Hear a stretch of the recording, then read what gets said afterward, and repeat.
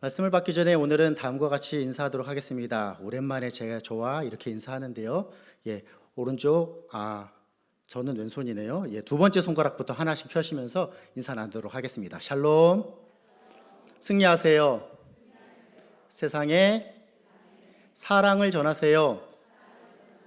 오직 예수님의 이름으로 육신이 연약해서 7번 넘어져도 8번 일어날 구원의 소망이 있으니 열심히 사세요.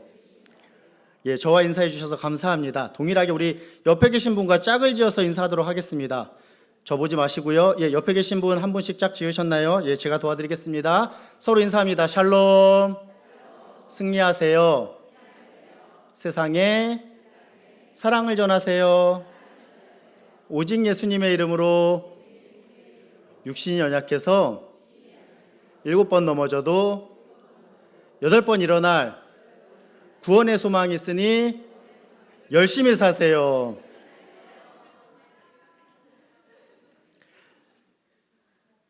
부부끼리 앉아 계신 분들이 계셔서 어떻게 인사를 잘 나누나 했는데 잘하시는 분들도 계시고 어색하신 분들도 계시는데요.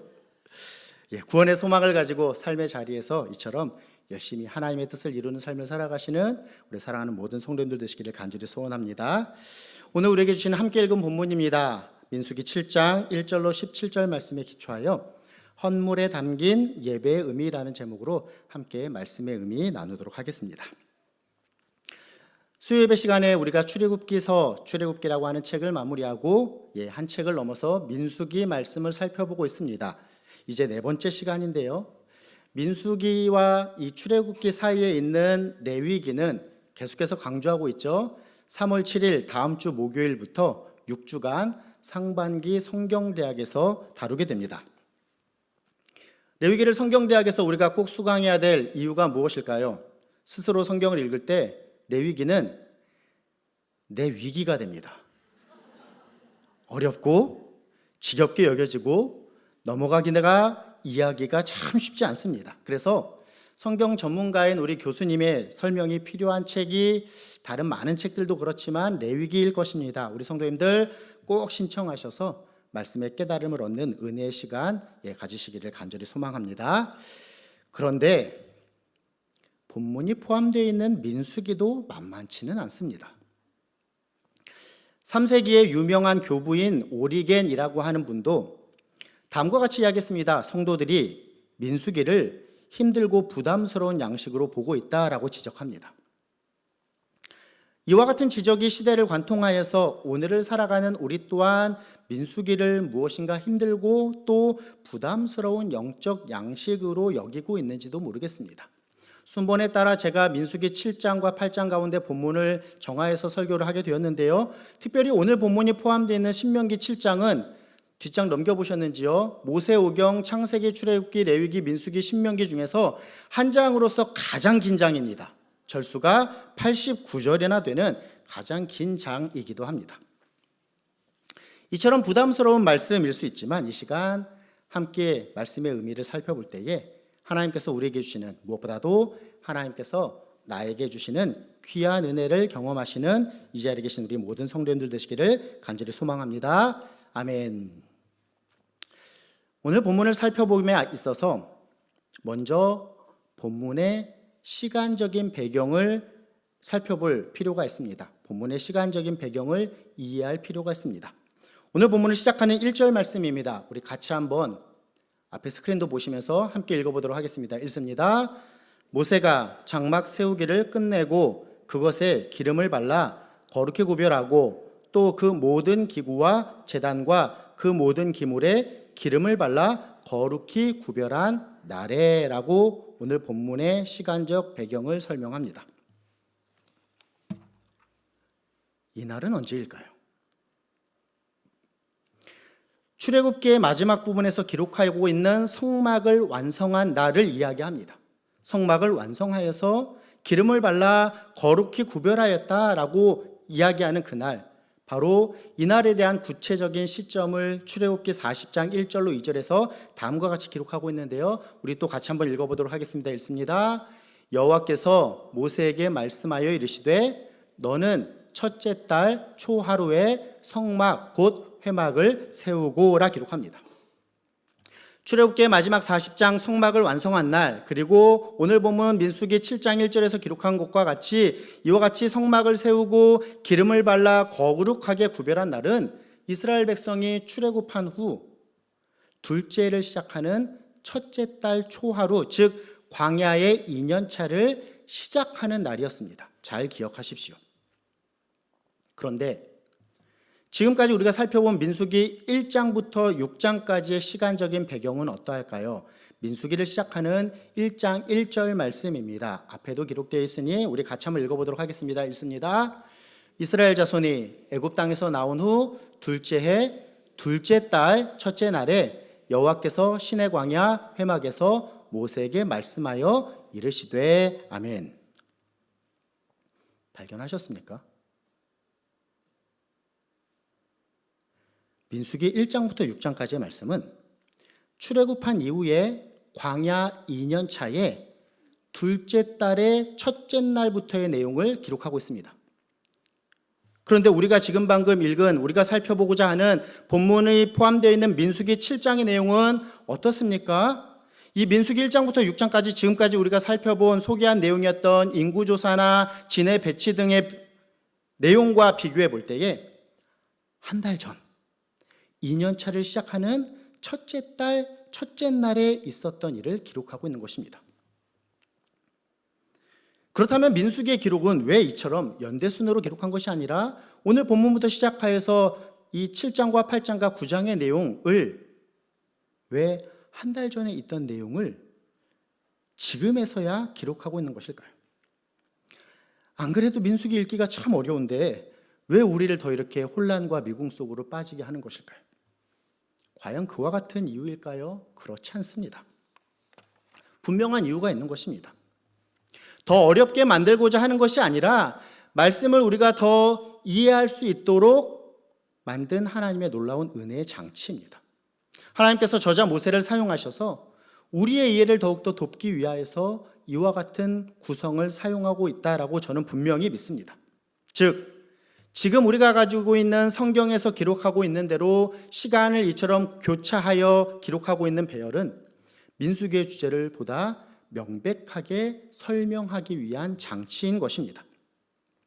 우리가 오늘 본문을 통하여서 함께 살펴보고자 하는 첫 번째 교훈도 이 시간의 교차된 기록을 통하여서 발견할 수 있습니다.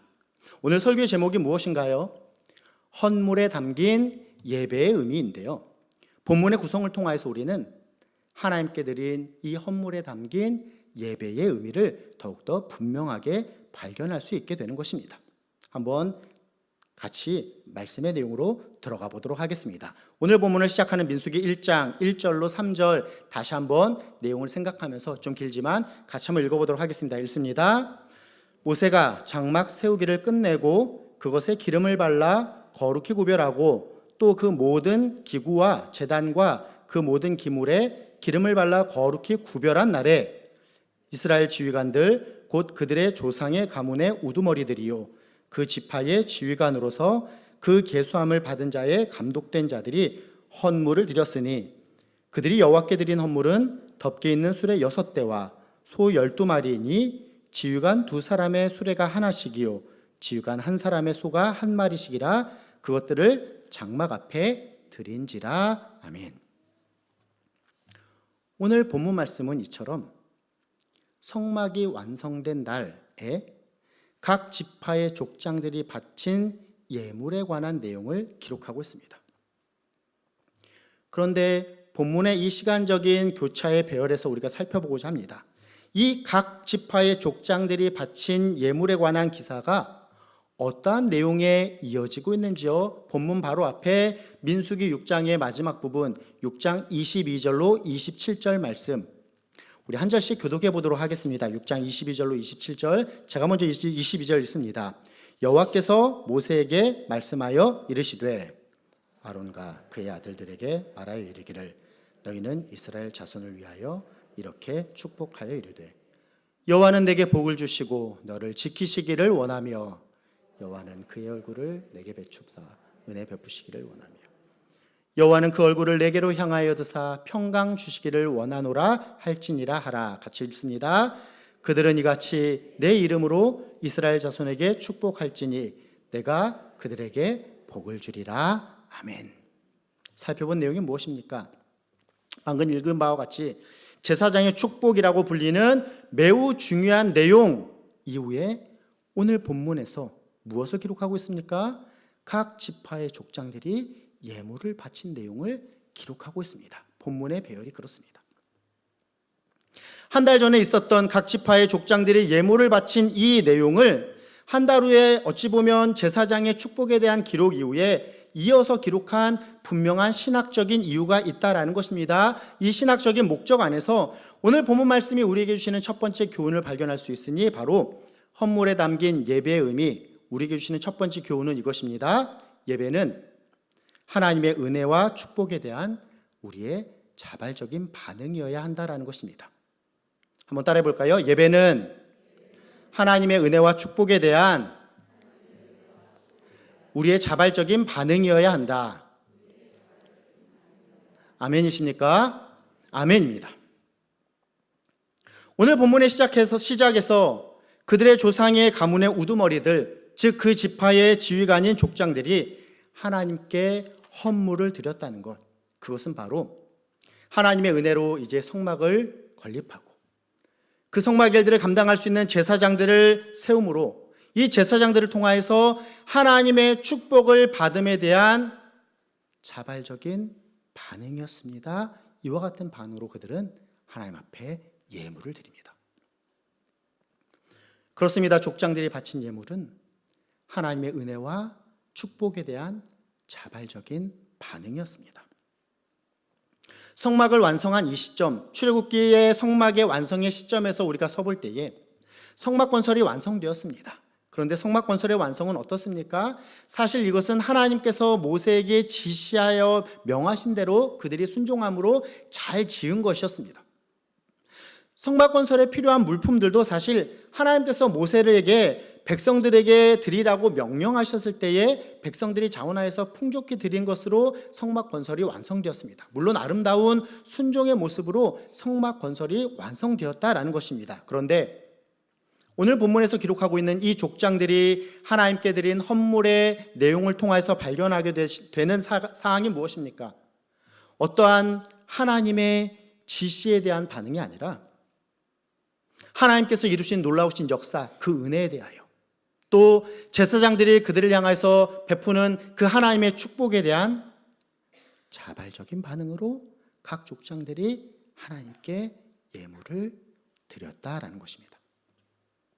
그렇습니다. 예배는 이와 같이 하나님의 은혜와 축복에 대한 우리의 자발적인 반응이어야 합니다.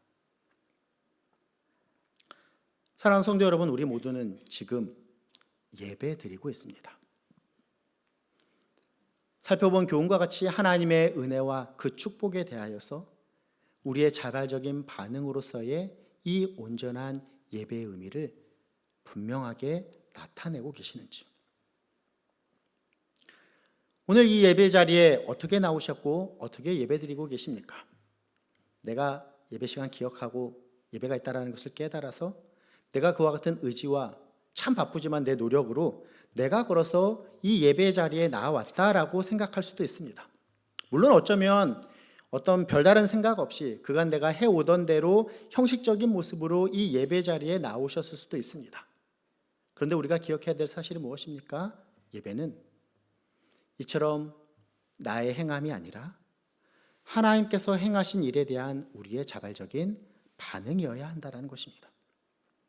예배는 내가 주체가 되는 자리가 아니라 우리에게 놀라운 일을 행하신 그 크신 은혜와 축복을 내려주신 하나님 앞에 감사와 영광을 올려드림으로 나아가는 자리여야 한다는 것이죠.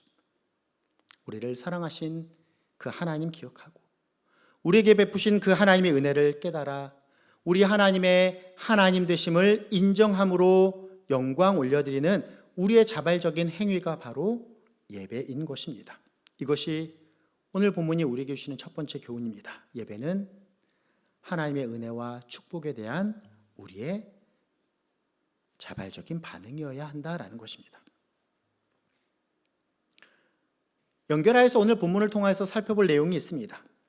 이 하나님의 은혜에 감사하여서 족장들이 관대하게 예물을 바칠 때에, 또 우리가 뒤에서 살펴보겠지만 각 지파의 지휘관들이 하나님께서 원하시는 그 귀한 예물을 올려드릴 때에 하나님의 또 다른 복이 주어진다라는 사실을 오늘 본문이 포함되어 있는 민수기 7장, 특별히 마지막 89절에서 다음과 같이 기록하고 있습니다. 민수기 7장의 마지막 89절 같이 한번 읽어보겠습니다. 읽습니다. 모세가 회막에 들어가서 여호와께 말하려 할 때에 증거계 위 속죄소 위에 두 그룹 사이에서 자기에게 말씀하시는 목소리를 들었으니 여호와께서 그에게 말씀하심이었더라. 아멘. 성막의 지성소 안에 그 법궤 위의 속죄소, 하나님의 임재를 상징하며 하나님께서 함께 하심을 상징하는 그곳에서 하나님께서 말씀하셨다라는 내용입니다. 그렇습니다. 자발적으로 하나님께 예물을 드리며 참된 예배로 나아가는 자에게 지속적으로 이스라엘 백성에게 임재하시겠다는 하나님의 더함의 복이 주어진다라는 사실을 오늘 본문이 포함되어 있는 민수기 7장이 우리에게 교훈하고 있습니다. 그러기에 바라기는 하나님의 은혜와 축복을 기억하며 그에 대한 믿음의 반응으로 온전히 예배드리는, 그리고 이와 같은 귀한 예배를 기쁘게 받으신 하나님께서 보다 더 큰 축복을 주심을 경험하는, 이와 같이 영적인 풍성함의 이와 같은 아름다운 사이클을 경험하는 참된 신앙의 삶을 살아가시는 이 자리에 계신 우리 사랑하는 모든 성도님들 되시기를 간절히 소원합니다. 아멘. 이제 본문을 통한 두 번째 교훈에 대해서 살펴보도록 하겠습니다. 헌물에 담긴 예배의 의미, 그 두 번째 교훈은 바로 이것입니다. 우리의 반복된 예배도 하나님께서 기쁘게 받으신다라는 것입니다. 아멘이십니까? 한번 따라해 볼까요? 우리의 반복된 예배도 하나님께서 기쁘게 받으신다. 그렇습니다. 아멘입니다. 앞에서 말씀드렸습니다. 오늘 본문이 포함된 민수기 7장은 89절이나 되는 내용을 기록하고 있습니다. 말씀드린 바와 같이 모세오경에서 가장 절수가 많은 긴 장입니다. 그래서 다 읽지 못하고 17절까지 오늘 본문을 잘라서 우리가 읽었습니다. 본문의 12절로 17절까지의 내용은 무엇을 기록하고 있습니까?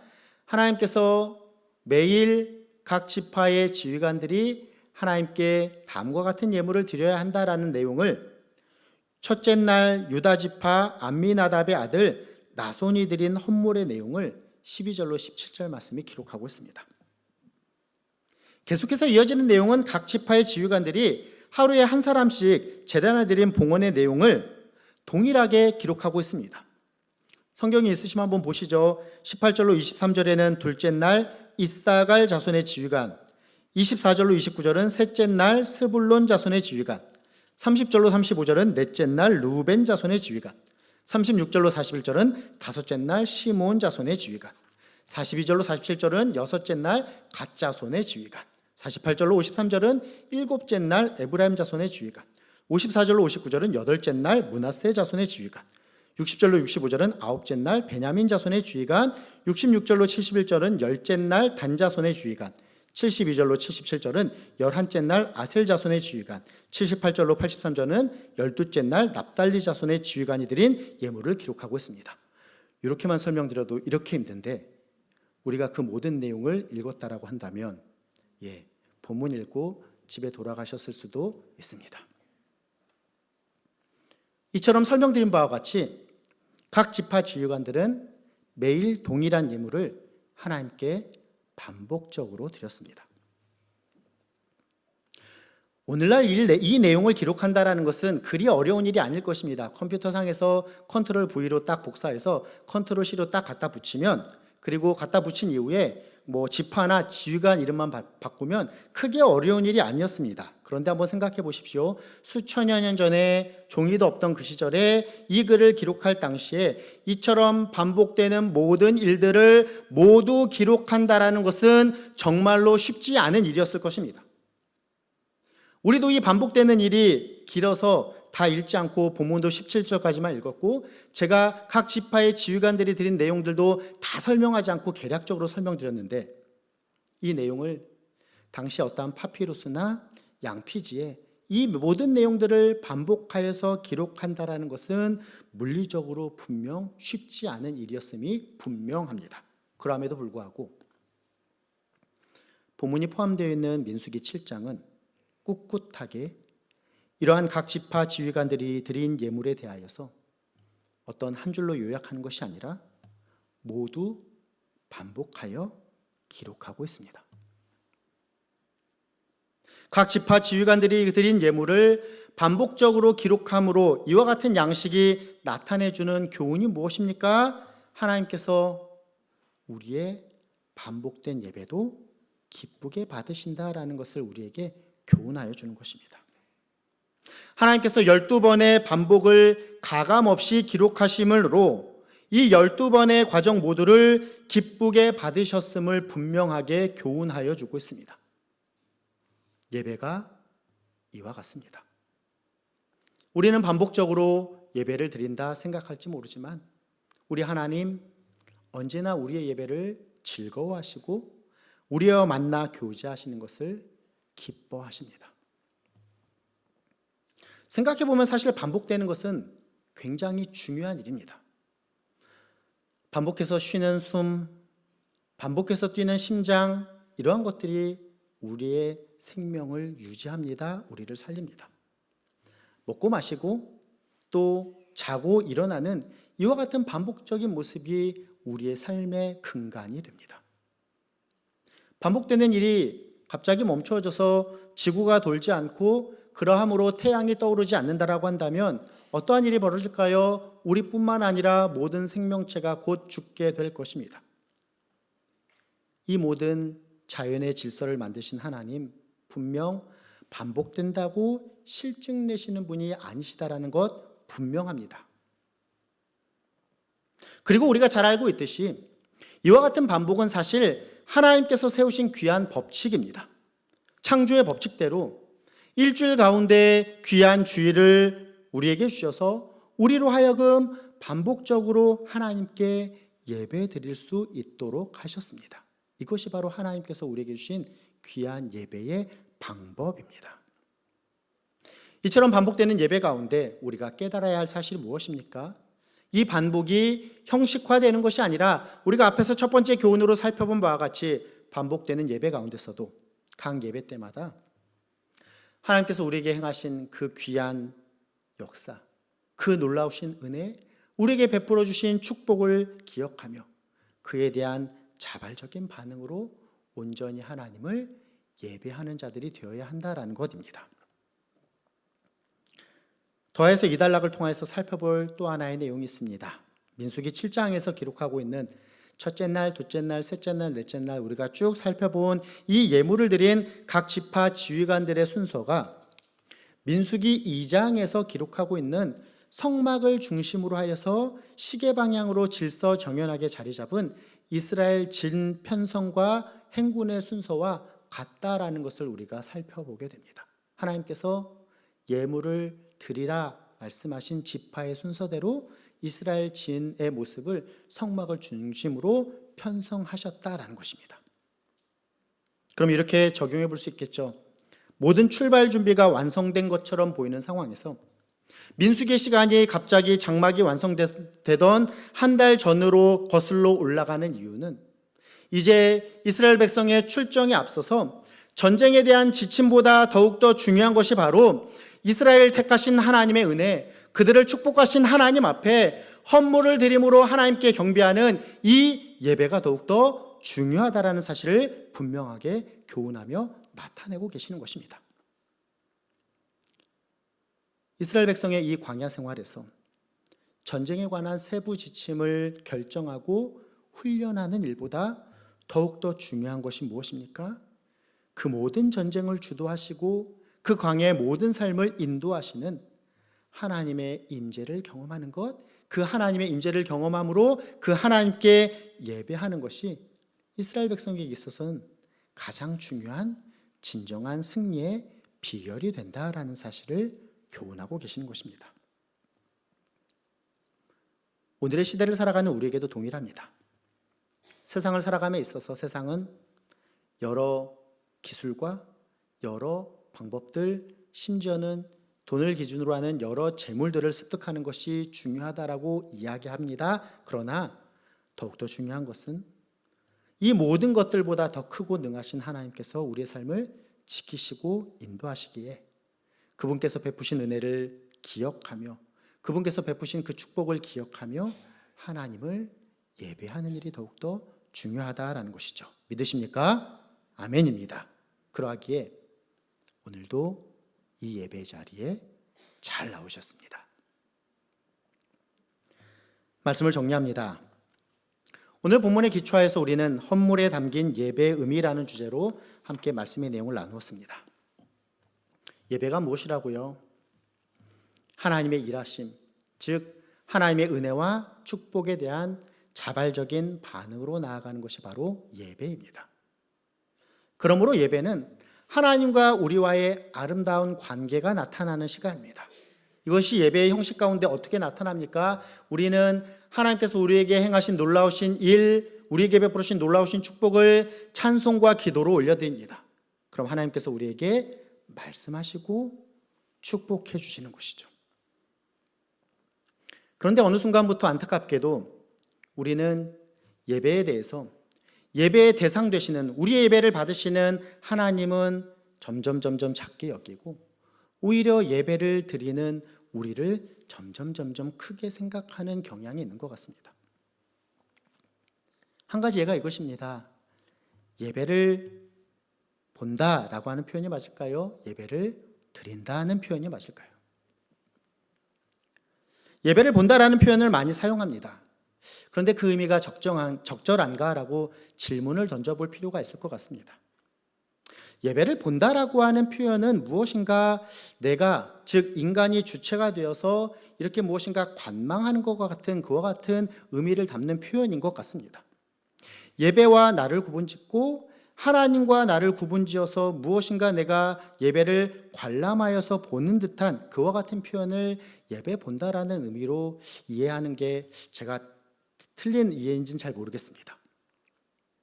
비기독교인이 이 자리에 와서 예배를 이렇게 관람하고 있다고 한다면 그 사람은 예배를 이렇게 본다라고 표현할 수도 있을 것 같습니다. 그러므로 먼저 이 자리에 계신 우리 사랑하는 성도님들, 예배를 드린다라고 하는 표현을 사용하시는 분들 되셨으면 좋겠습니다.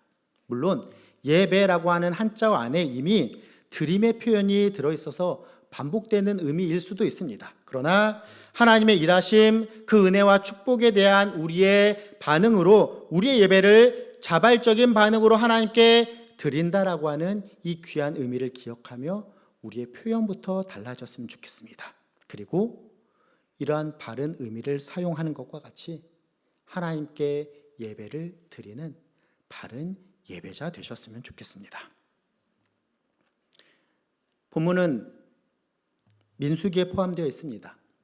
민수기를 시작하는 첫 설교의 제목 기억하시는지요? 히브리 성경의 제목 베미드마르라고 하는 광야에서라고 하는 우리가 주제로 민수기의 첫 설교 말씀을 들었습니다. 민수기 전체는 사실 애굽 땅에서 출애굽한 이스라엘 백성이 약속의 땅인 가나안으로 가는 그 귀한 여정을 담고 있습니다. 이스라엘 백성이 광야로 나온 이유, 즉 출애굽한 이유가 무엇일까요? 설명드린 대로 물론 애굽을 떠나 가나안으로 가는 것이 궁극적인 목적입니다. 그런데 이 사역을 지도자로서 감당한 모세가 이 사역을 진행하고자 애굽 왕 바로 앞에 가서 한 이야기가 무엇일까요? 출애굽기 5장 3절을 보면 모세는 애굽 왕 바로에게 다음과 같이 요구합니다.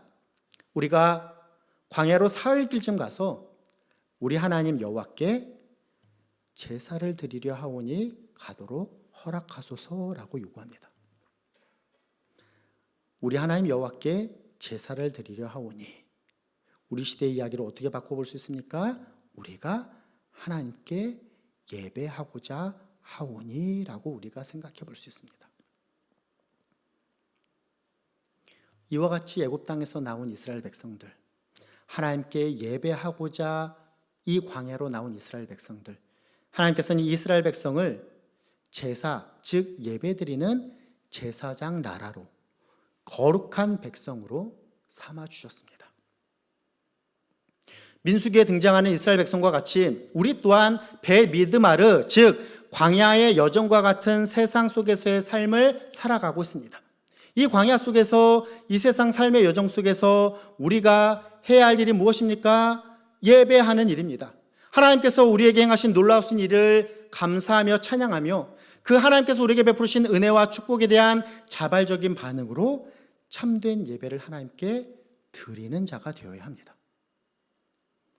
더해서 우리가 드리는 예배가 반복적인 모습이지만 우리를 향하신 하나님의 은혜와 축복이 오히려 더욱더 반복적인, 아니 계속해서 하나님께서 우리에게 은혜와 축복을 베풀어 주시는 것을 우리가 기억하며 반복되는 예배 가운데 온전한 예배를 드림으로 하나님께 영광 올려드리며 그분을 기뻐하는 자로 우리가 살아가야 할 것입니다. 귀한 말씀 받았으니 참된 예배의 의미를 기억하며 참된 예배자로서 이 광야와 같은 세상 가운데 하나님께서 우리에게 베풀으신 귀한 은혜와 축복을 아름답게 그분께 그 영광을 올려드리는 귀한 예배자로서의 삶을 살아가시는 이 자리에 계신 우리 사랑하는 모든 성도님들 되시기를 예수님의 이름으로 부탁드리며 축원합니다. 아멘.